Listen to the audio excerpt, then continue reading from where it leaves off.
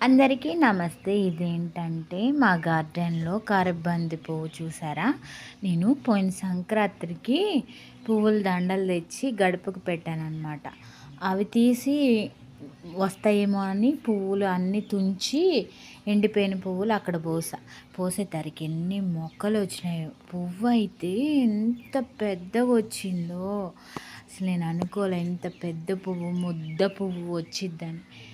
ఎన్ని మొగ్గలేసిందంటే మొత్తం పూస్తే అబ్బా! అక్కడే కూర్చొని చూద్దాం అనేలా ఉండిద్దనమాట. చాలా పెద్దగుంది పువ్వయితే. చిన్న బంతి పువ్వు సైజుందనమాట.